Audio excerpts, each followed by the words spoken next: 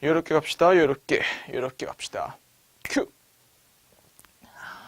오랜만입니다. 이문채널 도서관을 통째로 주인장 홍준성입니다. 이제 오늘은 저번 시간에 이어서 발터 벤야민 스케치 2강에 이제 들어오게 됐습니다. 저번 강의가 40분이었죠. 굉장히 긴 강의였지만은 이제 벤야민의 바라보는 자연, 그 다음에 그 자연 내에서 그 살아가는 인간, 그 존재가 어떤지에 대한 존재론을 설명해야만이 이제 앞으로 진행된 논의가 조금 매끄럽게 흘러가기 때문에 어쩔 수 없이 제가 무리해서 40분을 써가지고 그 강의를 진행했었습니다.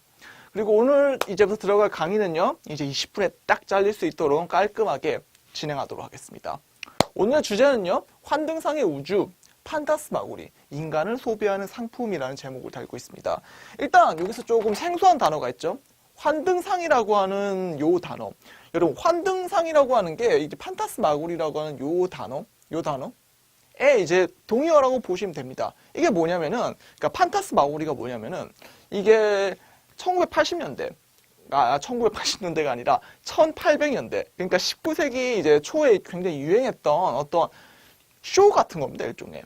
이를테면 예전에 이제 15세기, 16세기에 이제 카메라 옵스큐라라는 게 있었습니다. 그러니까 암실에, 이제 영화의 초창기 단계죠. 암실에 빛을 모아두고 거기에 그림 같은 걸 넘겨가면서 뭔가 그림이 생생히 살아있는 것처럼 느끼게 만들어주는 그런 기계였는데, 그걸 반대로 뒤집어서 요 바깥에 있는 사진을 요 어두운 벽 같은 데 이렇게 투사시켜가지고 진짜 마치 그 벽에 요 실체가 살아난 것처럼 보이게 만들어주는, 그러니까 좀 영화 영사기의 좀 원초적인 모델이라고 보시면 됩니다. 카메라 옵스큐라랑 이 밖에 비추는 환등상 기계를 합쳐놓으면 이제 카메라 영상기가 되거든요.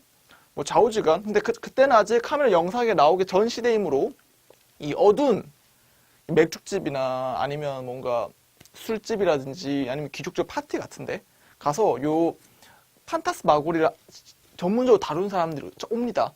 와가지고 이제 저 쇼 같은 걸 하는 거죠. 이제부터 저 벽에 유령이 나오게 만들어 보겠다 해가지고 막 각본 따라 움직이다가 마지막에 딱 장치를 딱 켜가지고 빛을 비춰가지고 저 벽에 유령이 출몰한 것처럼 보이게 만들어주는. 그래서 굉장히 놀랍죠. 진짜 뭔가 우리 시대 기준에서 보면은 막 마블 코믹스 나오고 막 뭔가 CG로 떡떡 칠된 그런 영화가 나오는 지금 시대에 보면 허접하기 짝이 없지만은, 이 얘기가 나왔던 이제 18세기 말부터 19세기 초 그 시대 사람들 같은 경우에는 요 판타스마고리가 만들어주는 그 환상을 봤을 때, 와, 환영이 움직인다 라는 걸 봤을 때 정말 감동하고 놀라고 사람들이 많이 몰렸다고 합니다. 그때 이제 유행했던 게 이제 판타스마고리고요. 요거를 이제 마술 환등이라고 불렀습니다. 뭐 마술, 우리가 아는 그 마술이고요. 환등은 이제 환각을 일으키는데, 그 환각이 요 불빛을 비추기 위해서 광원이 필요하겠죠. 그 광원에 있는 그 등불을 이용해서 환각이 비춰가지고 마술처럼 벽에서 영상이 막 걸어 움직이는 그런 게 만들어진다 라고 해서 이거를 여러분 마술 환등이라고 불렀습니다. 마술 환등 쇼. 이게 정말 유행했고요. 근데 이게 결국 헛개비지 않습니까? 그러니까 이 당대 활동했던 철학자나 비평가들이 봤을 때는 뭔가 허위의식, 이런 건 구라인데 사람들이 구라를 진짜로 믿고 있다 라고 할 만한 것들을 비판하는데 아주 좋은 형용사로 활용됐습니다. 그래서 뭔가 허위의식을 나타내는데 항상 판타스마고리라는 표현이 들어갔어요. 일단 가장 대표적으로는 이제 이 시대 활동했던 자본의 마르크스. 자본 1권에 보면 마르크스가 상품 물신을 비판하면서 막 상품이 판타마스고리적 형식으로 이루어져 있다, 뭐 이런 식으로 표현을 써놓은 게 있고요. 이외에도 여러 비평가들이 이 판타스마고리라는 표현을 애용했습니다. 그러니까 그 당대에 굉장히 유행하던 표현이었어요. 마치 요즘 시대에 우리가 너무 영화적이다, 뭐 이런 표현들 많이 활용하는 것처럼 그 시대 유행이었습니다. 그리고 이 시대를 살았던 발터 벤야민 역시도 이 유행적인 표현에 굉장히 민감했어요. 그럼 이 표현을 어디에 썼느냐? 여기 보이십니까? 아케이드 프로젝트. 벤야민이 이거를 1920년대, 1927년부터 시작해가지고 거의 한 13년 동안 적어요. 그러니까 죽을 때까지 적습니다. 이 프로젝트, 이 책을. 근데 결국에는 완성 못 시켜요. 지금도 완성이 안 돼 있고, 어떤 그 벤야민이 계획하려고 했던 목차, 그 다음에 서문, 그 다음에 짤막한 메모들, 플러스 그 글을 완성하기 위해서 벤야민이 도서관이라든지 이런 광고, 신문 이런 걸 뒤지면서 모아놓은 그 자료들 합쳐서 한 2,000쪽 넘어가요. 그 자료로서 이게 지금 나와 있고 그 자료가 번역돼가지고 지금 나와 있습니다. 근데 좌우지간 요 책에 이제 벤야민이 판타스마고리라고 하는 표현을 직접 씁니다. 이렇게 말했어요. 읽어보겠습니다. 자신의 판타스마고리에 지배되는 세계, 바로 그것이 보를레르의 표현을 빌리자면 현대다 라고 말하고 있습니다. 여기서 쓰고 있죠? 판타스마고리라는 표현요. 근데 이거 이외에도 판타스마고리라고 하는 그 표현을 쓴 비평들을 모아놨어요. 뭐 릴레라든지 뭐 여러 가지 비평들이 있습니다. 뭐 좌우지간 발터 벤야민 역시도 이 표현을 굉장히 집중했던 거죠. 그러면 이제 좀 궁금해지죠? 도대체 발터 벤야민은 도대체 어느 관점에서? 그러니까 판타스마고리가 이 허구를 지칭하는 형용사라고 했지 않습니까? 무엇을 허구라고 받기에 현대가 곧 판타스마고리에 지배되는 세계라고 표현한 걸까? 이제부터 그걸 알아보도록 하겠습니다. 일단은 하나의 키워드를 얘기해야 됩니다. 핵심 키워드죠. 아까 살짝 스포일러가 나왔지만은 마르크스가 상품 물신을 비판하면서 판타스마고리라는 표현을 썼다고 했죠. 벤야민 역시도 마르크스를 아주 좋아했던 사람이에요. 따라서 벤야민이 말했던 판타스마고리 역시도 두말할 필요 없이 상품. 이건 아주 중요한 단어니까 적어야겠습니다. 상품. 이 상품이라고 하는 것에 초점이 맞춰져 있습니다. 상품 물신주의.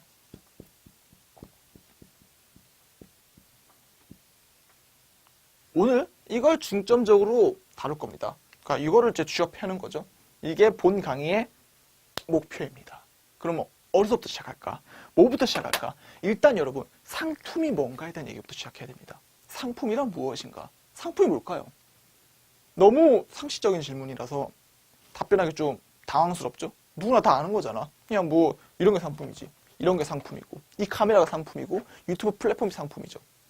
그러니까 돈을 주고 거래되는 모든 물품들. 그런 걸 상품이라고 부릅니다.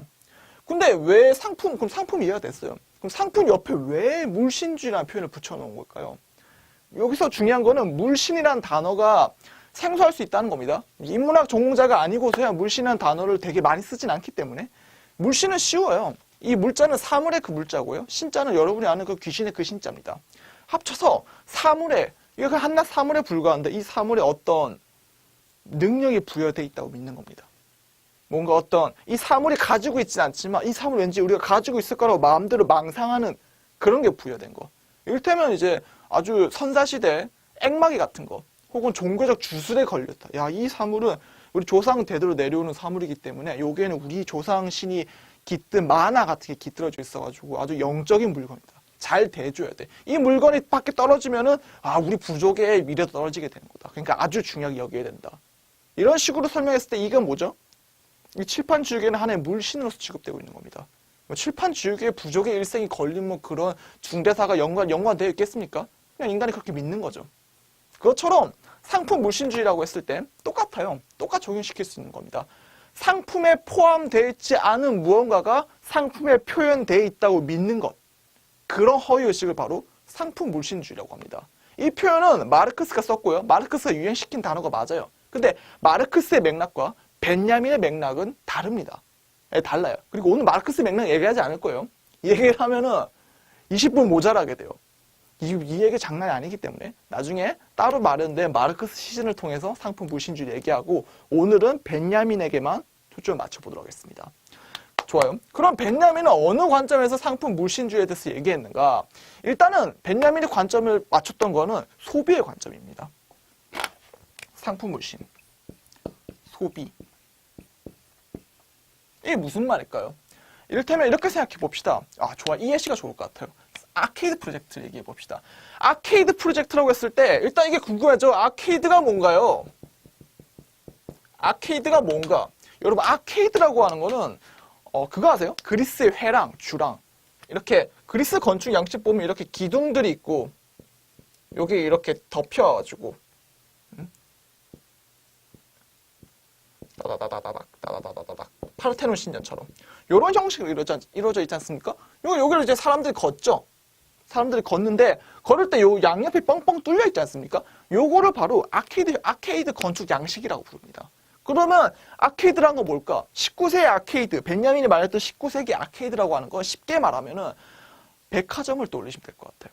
이를테면 요 아케이드 양식으로 여러분 백화점 생각해 보세요. 그냥 복도가 깔려 있고요. 복도 양옆으로 뭐죠? 매장들이 다 깔려져 있고 그 매장에 다 유리로 되어 있죠. 그 유리 안에는 명품이라든지 옷 같은 걸 입고 있는 마네킹 이렇게 서 있고요. 그걸 사람들이 이제 회랑을 걸어가면서 보지 않습니까? 오, 이거 마음에 드네. 오, 이거 괜찮은데? 오, 이건 또 뭐에 쓰는 물건이지? 야, 이 시계 정말 대단한걸? 이런 식으로 그 복도를 거니면서 주변을 보는 거죠. 그래서 이제 현대 백화점이라고 하는 건 아케이드 형식으로 지어져 있는 겁니다. 그리고 벤야민이 봤던 건 아케이드뿐만 아니라 이 시대의 이 아케이드 프로젝트에 중점적으로 다루고 있는 게 바로 만국박람회입니다. 만국박람회. 뭐랄까, 우리 시대 엑스포 같은 느낌이랄까? 만국박람회라는 거 한 번쯤 들어봤을 단어일 겁니다. 이게 뭐냐면은 기본적인 이해는 그래요. 19세기에 자본주의 세상이 본격적으로 열리고 유럽의 열강들이 생기죠. 영국, 프랑스, 독일, 기타 등 블라블라 여러 열강들. 그 열강들이 각자 자본주의를 산업 발전시켜가지고 자국의 어떤 상품들을 만들어내죠. 그 상품들을 한 곳에 모아놔가지고 전시하는 거예요. 우리나라 이런 기술, 이런 혁신적인 상품, 이런 대단한 발견, 이런 대단한 업적들을 만들었다 해가지고 각국의 자본주의적 기업들이 한 곳에 모여가지고 박람회를 여는 겁니다. 이제 그게 만국박람회고요. 이 만국박람회는 당연히 마치 우리 시대에 올림픽 같은 거 유치하면은 돈이야 많이 들지만은 그만큼 홍보 효과가 엄청 세기 때문에 이득이 되는 것처럼 이 만국박람회 역시 비슷한 방식으로 열렸어요. 이제 프랑스나 영국이나 러시아나 이런 데서 자본을 대고 만국박람회를 유치시키면은 거기에 각국의 자본가들이 와서 자기 상품을 전시하고 그럼으로써 자신의 국가가 가지고 있는 어떤 위상도 알리고 플러스 거기서 바로 거래가 이루어지기 때문에 뭔가 바로 이제 그러니까 일종의 세계적인 PR의 장이었던 거예요. 표현을 하자면 거대한 광고 시장이었습니다. 만국박람회라고 하는 게. 근데 벤야민이 만국박람회에 집중해요. 어느 관점에서 집중했을까? 대체 만국박람회에서 뭐가 그렇게 인문학적으로 사유할 필요가 있었던 걸까? 벤야민이 사유했던 건 이런 겁니다. 만국이라고 했을 때 모든 기술 플러스 모든 환상 또 뭐가 있죠? 모든 잠재성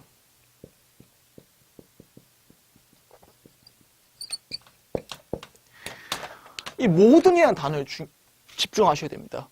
모든 걸 다 포괄하고 있는 그러니까 만국이라고 하겠죠. 만국에 있는 모든 것이 포괄되어 있는 하나의 어떤 잠재성의 결집체처럼 보이는 거죠. 이 세계에 있는 모든 욕망을 여기에 다 담고 있는 것처럼 보이는 거예요. 그러니까 하나의 세계를 비추는 하나의 소우주입니다. 만국박람회라고 하는 것. 여기에 모든 게 모여있다 생각하는 거예요. 그리고 이걸 개최한 사람도 모든 걸 모으려고 하고 여기에 구경 오는 사람들 역시도 모든 걸 보러 오는 거예요. 이게 왜 문제일까? 이게 왜 문제일까요? 이게 왜 문제일까? 1강을 떠올려 보셔야 됩니다. 1강에서 벤야민이 말했던 존재론은 뭐였죠? 벤야민이 말했던 미학적 존재론이라는 게 뭐였습니까?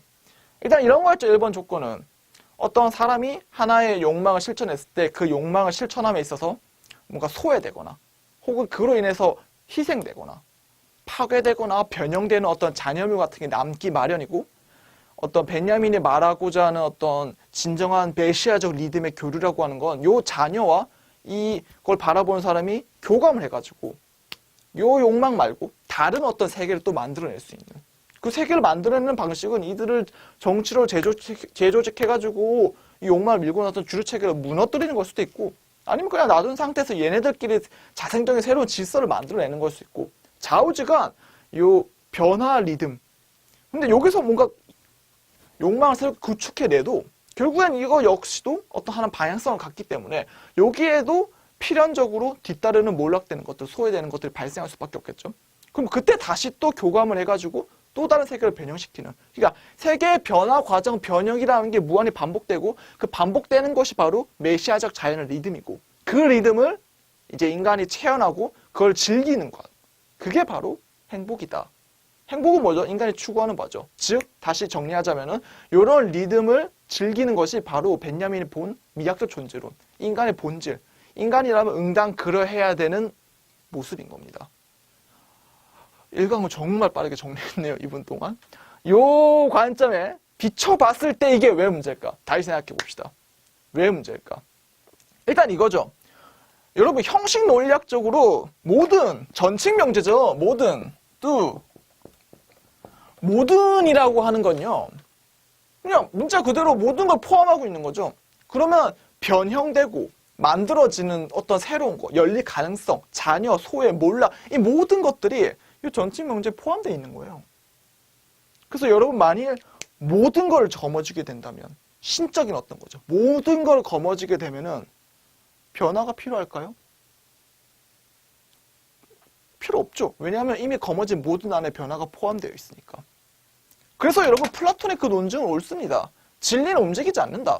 움직인다는 건 뭔가? 움직인다라고 하는 거는 지금 상태보다 더 나은 상태로 나아가기 위해서 움직이는 거다. 상승하는 거다. 근데 만일 진리가 있다고 봤을 때 그 진리라고 하는 거는 완전 무결하고 가장 궁극적인 것이기 때문에 여기서 더 이상 더 나아질 상태가 없을 것이다. 따라서 진리는 움직이지 않을 것이다. 진리는 부동하다. 부동하는 건 뭔가? 딱 핀셋처럼 고정되어 있는 하나의 형상이다. 그 형상을 이데아라고 하자. 라는 게 플라톤의 논리를 정리한 겁니다. 아까 말했듯이 이 모든이라는 거에 들어가면요. 모든이에 포함됐을 땐 변형이 필요가 없어요. 그러면은 이 모든을 아까 말했던 벤야민의 미학적 존재론을 적용시키자면은 벤야민의 미학적 존재론 내에서는 모든이라는 단어가 발생할 수가 없는 거예요. 왜 이 세계는 무한히 재구축, 변형, 끊임없이 생산되는, 나아가는 자기 자신을 새롭게 산출해내는 그런 어떤 예술적인 운동을 반복한 세계이기 때문에 그런 관점에 봤을 때 이 만국박람회는 그 자체로 하나의 허위의식인 겁니다. 말이 안 되는 거예요. 말만 만국박람회지 사실은 만국에 있는 게 다 포함되지도 않은 거예요. 이게 어떻게 모든 세계의 가능성을 다 담지하냐는 거예요. 그렇다면 좀 막수주의를 밀고 나가자면 이 만국박람회가 만들어진 상품도 누가 만들었냐는 거예요. 프롤레타리아가 만들었다. 노동자가 만들었어요. 근데 노동자가 전시되나요? 여기 와서 이 물건의 주인이라고 그다음에 자기가 이 혁신을 이끌어내는 사람이라고 전시하는 사람은 이제 중전모를 쓴 검은 양복에 댄디한 부르주아입니다. 거기서 요 만국박람회 전시된 상품이 나오기 위해서 몰락되는 자연환경, 소외되는 인간의 노동, 망가지는 삶, 그 다음에 그게 일궈낸 필치 못한 성과들. 이를테면은 뭐랄까, 뭐가 있죠? 이를테면 수많은 철강, 자동차 기술들. 이런 기술들은 만국박람회에 나올 때는 그냥 아주 편리해 보여요. 근데 실제로 그게 어디에 적용됐죠? 네, 그렇습니다. 참호전에 참호를 돌파하기 위한 탱크 기술로 활용됐습니다. 이 기술은 우리를 괴롭히는 모기와 해충들을 다 지어낼 수 있는 그 가스입니다. 우리가 그 가스를 발견했고요. 이제 우리는 해충으로부터 해방될 수 있습니다. 라고 전시된 그 가스는 2차 세계대전에 아우슈비츠에 활용됩니다. 치클론 B가스. 지금 거기에 포함되어 있나요? 만국박람회에? 그런 가능성들이? 포함되어 있지 않아요. 설명되지 않아요. 좋은 것만 보여주는 겁니다. 이것도 하나의 부분이에요. 이 세계에 대한. 만국이 아닙니다. 만국이라는 단어 자체가 역설적인 거예요. 하지만 그럼에도 불구하고 마치 여기에 모든 게 포함되어 있을 것 같은 그런 인상을 남기고 있습니다. 아까 얘기했던 백화점, 지웠나요? 백화점 역시도 마찬가지예요, 여러분. 백화점에 가보세요. 제가 이 촬영을 하기 위해서 저 해운대에 옵니다. 이 스튜디오가 해운대에 있는 영화전당 옆에 있거든요. 이 스튜디오 오기 위해서 제가 신세계 백화점을 거쳐요. 이제 전 세계 기네스북에서 가장 큰 백화점이죠. 그 신세계 백화점을 거쳐가지고 요 스튜디오 오거든요. 그러니까 저는 매일같이, 매일은 아니고 이 녹화가 있는 화요일 금요일마다 신세계 백화점 그 휘황찬란한 그 아케이드 주랑을 거쳐서 옵니다. 정말 거기에 여러분 모든 게 있어요. 모든 게 있는 건 아니지만 마치 모든 게 있는 것처럼 환상을 심어줍니다. 온갖 종류의 옷, 브랜드, 신발, 음식, 기타 등등 블라블라, 이 길이다 말로 열거할 수 없을 정도의 수많은 상품들이 곳곳에 진열되어 있습니다. 그리고 그 상품들은요, 아름다움, 젊음, 상쾌함, 즐거움, 맛있음, 또 뭐 있을까요? 여러 가지죠. 이를테면 나이키 매장에 있는 나이키 옷 같은 경우에는 그 자체의 환상을 가져요. 무슨 환상이죠? 그 나이키 브랜드를 선전했던 광고에 나오는 스포츠 영웅이 밟은 영광, 글로리, 혹은 인간 신화, 어려움을 딛고 일어섰던 어떤 그런 모습, 그런 환상들이 있지 않습니까? 저는 그 옷을, 그 나이키 상품을 구매하고 내가 입음으로써 그 상품 역시도 같이 소비하는 거예요. 마치 그 시나리오에 내가 일부가 된 듯한 느낌 얻는 거죠. 한순간이지만. 그리고 내 얘기도 아니지만. 그럼에도 착각할 수 있는 겁니다. 근데 그런 환상이 한두 개냐고요. 백화점에. 한두 개입니까? 모든 상품이 스토리가 있어요. 요즘 무슨 뭐 스토리텔링이라고 하죠. 상품 중에 스토리텔링 아닌 게 없을 정도입니다. 진짜 온갖 서사, 사랑, 열정, 상실, 슬픔, 요즘 노래까지 가미돼가지고 별의별 상품이 다 만들어지고 그 환상들이 다 모여있는 그 백화점 하나의 우주처럼 보여요. 환등상이 우주처럼 보이는 겁니다. 환등상이 구라죠. 구라지만은 너무 그럴싸한 구라처럼 보이는 거예요. 그리고 거기에 자꾸 속해 있다 보면은 이게 진짜가 아닐까라고 믿게 돼버린다는 겁니다. 그렇게 봤을 때 이제 다시 본 얘기로 돌아오자면 벤야민이 이거를 왜 아케이드 프로젝트에서 사유하고자 했을까? 명약 관합니다. 그 이유는 이것이야말로 사기이기 때문이죠. 허구이고 하나의 판타스마고리라는 겁니다.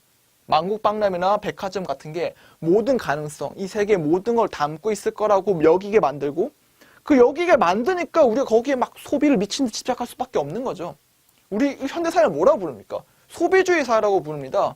우리 누구죠? 우린 다 소비주의적 주체예요. 소비를 함으로써 나의 어떤 자유의지나 내 욕망이나 역량을 실현한다고 믿는 사람들이 모여있는 공간이 바로 현대라는 공간입니다. 왜 그런가? 왜 소비주의가 만들어질 수밖에 없는가? 왜죠? 이미 만들어낼 수 있는 모든 것, 이 세상에 존재하는 모든 가능성, 욕망적 어떤 형식들은 전부 다 이미 상품으로 만들어져 있다고 보니까, 만국박람회에 있고 백화점에 있다고 보니까, 그럼 거기가 모든 거를 담고 있다고 한다라면 우리가 뭔가 새롭게 변형하고 만들 필요가 있나요? 필요 없죠. 우리가 해야 될 건 뭐예요? 그냥 돈을 벌어서 그 있는 상품들을 죽을 때까지 다 사서 맛보고 누리고 맛보고 누리고 맛보고 누리고 반복하다 그냥 죽는 것밖에 없는 겁니다.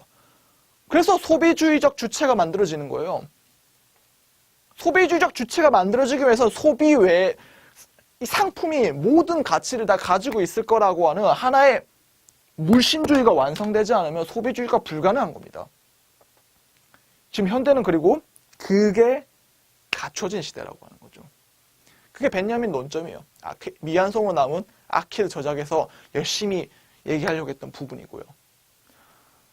그리고 이런 내용은 1928년에 이것도 정말 좋은 저작인데 제가 한번 꼭 시즌으로 다뤄보고 싶은 저작인데 1928년에 발터 벤야민이 어떤 순간적으로 물건들을 보면서 딱 인상을 포착해가지고 사유적인 어떤 글들을 적어 남기는 그런 아주 초현실주의 자동기법 비슷한 그런 기법으로 적어 내려간 저작이 일반통행로입니다. 일반통행로. 오, 글자가 틀렸네. 일반통행로. 요 저작에서 이미 요 비슷한 얘기가 또 나오고 있어요. 그러니까 거기서는 여러분 물론 판타스마고리라 표현하지 않고 파나로마관이라고 하는 파나로마관도 구랍니다. 그 파나로마관이 뭐냐면은 그런 거 있잖아요. 원형 건물에 여기 이 벽에는 실물의 어떤 뭘 놔둬요. 그리고 요 실물에 뭐 어떤 집 같은 걸 중세 집 같은 걸 그려놓고 요 그림으로 요 바깥 벽에는 그림으로 멀리 떨어진 중세의 모습들을 묘사하는 겁니다. 그럼 요걸 보는 우리 입장에서는 마치 이게 실제 현실에 들어와 있는 것처럼 느껴지는. 뭐 제가 지금 그림 띄워주고 있을 텐데 그 그림이 나오는 것처럼 하나의 어떤 감각을 기만함으로써 어떤 환상을 만들어내는 그런 장치입니다. 파노라마관이라는 것 역시도. 이거랑 똑같은 동의어죠. 그러면 이 카이저 파나로마관이라고 하는 이 단편에서 벤야민이 무슨 말을 했는지 한번 살펴보겠습니다. 읽어볼게요. 사물에서 온기가 사라지고 있다. 우리가 매일 사용하는 물건들은 사람에게서 천천히 그러나 집요하게 벗어나고 있다. 그래서 인간은 그에게 닥쳐오는 확연한 저항은 말할 것도 없고 은밀한 저항을 극복하기 위해 엄청난 일을 해야 한다. 인간은 사물의 냉기 때문에 몸이 굳지 않도록 그 냉기를 자기 온기로 상쇄시켜야 하고 그 가시에 찔려 피가 나지 않도록 끊임없는 완숙함으로 처리해야 한다. 사물은 인간의 타락을 따르면서 사물 자체의 기형화로 인간을 징벌하고 이 사물의 기형화에 국토 자체가 공모하고 있다. 사물과 마찬가지로 땅이 인간을 갉아먹고 있다. 이 인용문은 벤야민의 어떤 사회에 굉장히 많은 것들을 압축해놓고 있는 그런 문단이라 볼 수 있습니다.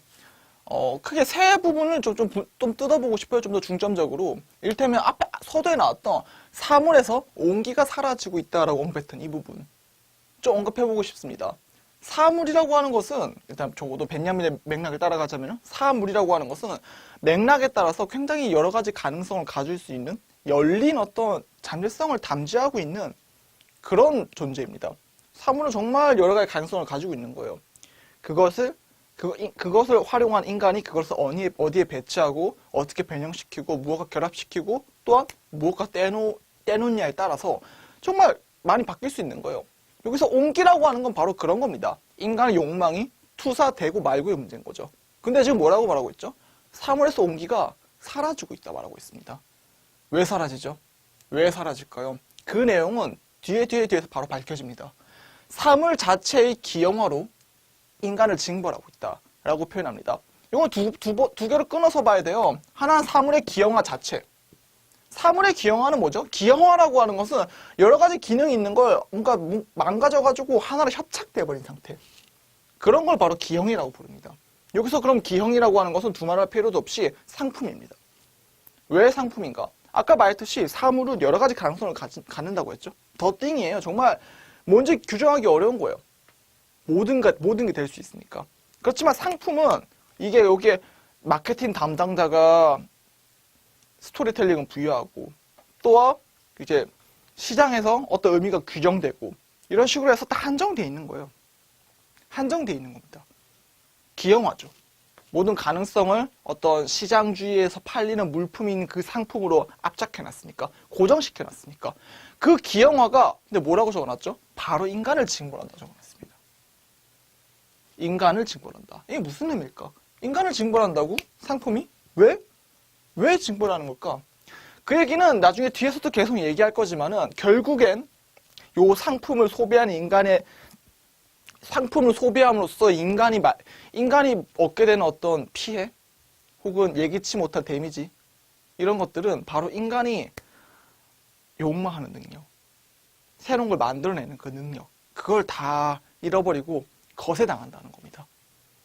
그런 의미에서 이 기형화된 사물이 인간을 징벌한다고 말하고 있는 겁니다. 그리고 그런 기형화를 만들어내는 자본주의적 질서가 이미 전 국토를 뒤덮었다.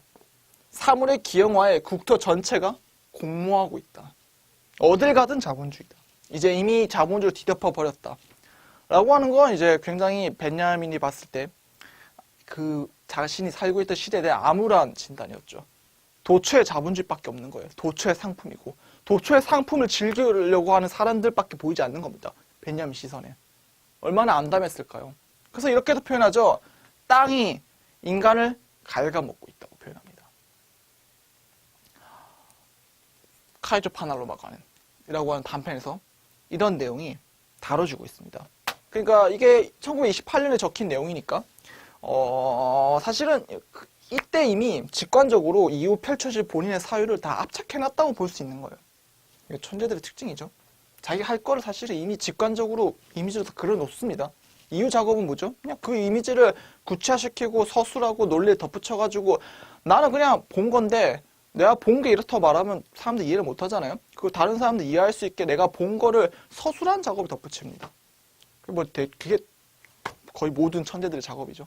모차르트도 그렇죠. 이미 다 들었어요. 나 이미 다 느꼈어, 뭔가 이 음악이라는 걸. 근데 이걸 나 혼자만 알고 있으면 좀 말이 안 되니까 그걸 악보라는 형식으로 적어서 다른 사람한테 들려주는 거죠. 내가 본 진리는 아름다움을. 쓸데없는 얘기네. 이렇게 왜 했지? 여튼 제낍시다. 제끼고 다시 벤야민으로 돌아옵시다. 벤야민으로.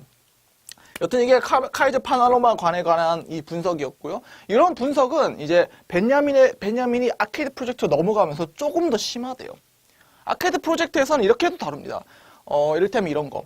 이 상품의 어떤 우리가 소비함으로써 실제로 우리가 말살되는 건 우리가 욕망하고 뭔가 내 욕망을 펼치는 그 역량이 말살되고 있다. 그리고 그 말살되기 때문에 그러니까 역설적인 거예요, 여러분. 아까 말했죠? 지웠는데 이 만국박람회나 이런 것들이 모든 걸 담지하고 있다고 했죠. 근데 실제로 모든 걸 담지하고 있지 않았어요. 근데 거기에 너무 길들여지다 보니까 내 스스로를 욕망하는 어떤 주체적 능력을 잃어버리는 겁니다. 난 주체적 능력을 잃어버렸으니까 다시 뒤집혀가지고 요 만국박람회나 백화점에 모든 게 들어있어 줘야만 하는 거예요. 왜? 거기에 모든 게 들어있지 않다라고 한다면 내 처지가 어떻게 됩니까? 나는 다른 게 보여도 이제 그걸 이미 구축하거나 조립해가지고 새로운 걸 산출해낼 수 있는 능력을 잃어버린 불임인데, 난 이미 불모지인데 어떻게 견디겠어요, 그런 현실을? 그러니까 능력이 없으면 없을수록 상품은 정말 무신이 돼야 되는 거예요. 마르크스의 생각도 똑같았죠. 종교는 뭐다? 현실의 비참에 대한 어떤 하나의 표현이에요. 현실이 비참하면 비참할수록 하나님이 필요한 거예요. 왜?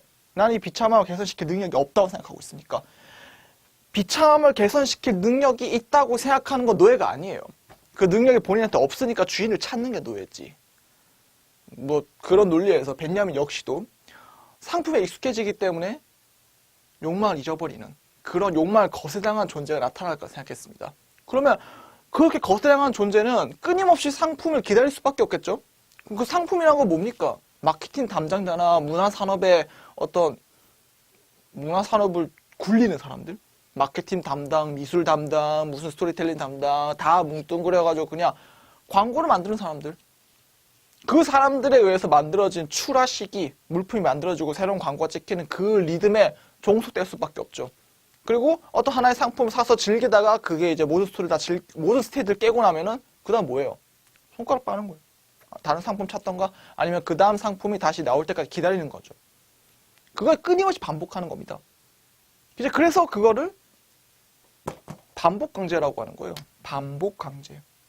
강제될 수밖에 없죠. 왜? 이 반복에서 벗어날 수 있는 역량 자체가 이미 거세돼 버렸으니까. 나도 기형화돼 버렸으니까. 그게 바로 징벌입니다. 기형화된 사물 자체의 기형화에 익숙해진 인간이 다시 기형화가 돼버리는 거죠. 창발적인 능력을 모두 잃어버리는 거예요. 우리 시대 예술가가 없는 겁니다. 아무도. 다 소비자만 남아있을 뿐. 그런 비극적인 일이 벌어지는 거죠. 그리고 그런 관점에서 봤을 때 실제로 소비하는 거 뭘까요? 그러니까 소비의 주체가 누굴까요? 생각해 보셨습니까? 소비의 주체가 누굴까? 이 중요한 부분이에요. 제가 아까 소제목에서 이미 적었지만은 상품을 소비하는 인간이 아니라 인간을 소비하는 상품이라고 했죠. 이게 무슨 말이냐면은 우리는 현대인은 이렇게 믿어요. 내가 돈을 벌고 내가 갖고 싶은 욕망하는 대상 상품을 내가 돈 주고 구입하니까, 그리고 구입한 걸 내가 마음대로 쓰고 놀고 즐기는 거니까 상품에 대해서 상품을 소비하는 건 인간이라고 생각합니다. 근데 제가 봤을 때 이건 정말 터무니없는 망상이에요. 자유의지만큼이나 망상입니다. 왜 그럴까요? 왜 그렇죠? 여러분 실제로 벤야민의 문맥을 따라가자면은 우리가 상품을 돈 주고 사죠. 근데 동시에 상품 입장에서는 그 상품이 인간에게 옴으로써 인간은 뭘 잃어버리죠? 아까 말했죠. 욕망적 역량, 욕망을 펼칠 그런 메시아적 자연의 리듬을 즐길 수 있는, 향유할 수 있는 그 리듬, 역량 자체를 상품에게 포기하는 거예요. 포기하고 그 상품이 제공해주는 환상으로 뛰어 들어가는 거죠. 그 환등상의 우주에 빠져버리는 겁니다. 그러면 실제로 상품 입장에서는 나는 돈을 주고 상품을 산다 생각하지만 상품 입장에서는 내가 너한테 가주는 대신에 네가 가진 욕망, 역량을 나한테 지불하는 거예요. 창의적이고 내가 하고 싶은 걸 하고 재구축의 시간을 갖고 몰락하는 것들과 연대하면서 세계를 바꿔볼 수 있는 그 모든 잠재성을 욕망한테 지불하는 겁니다. 상품에게 지불하는 겁니다. 그리고 그 환상 속에 갇히는 거죠. 매트릭스에 갇혀버리는 겁니다. 그렇게 봤을 때 상품이 인간을 소비하는 거죠. 인간의 능력, 역량을 소비하는 겁니다. 그래서 이렇게 적었어요, 제가. 인간이 상품을 소비하는 건요, 큰 착각입니다. 되레 인간을 소비하는 건 바로 상품이기 때문입니다. 네, 오늘 이런 얘기 하고 싶었네요. 그러면 저는 오늘 2강 너무 전체도 암담했죠? 암담한 얘기만 있습니다. 3강은 거기에 대한 뭔가 조금 저항의 불씨를 조금이라도 살펴보는 그런 얘기를 해보고자 합니다. 좋아요. 그러면 다음 3강 화요일 날 다시 찾아뵙도록 하겠습니다. 그리고 저는 이만 마쳐야 될 것 같군요. 즐거웠습니다. 영상을 봐주셔서 감사합니다. 이만 마치겠습니다. 총총.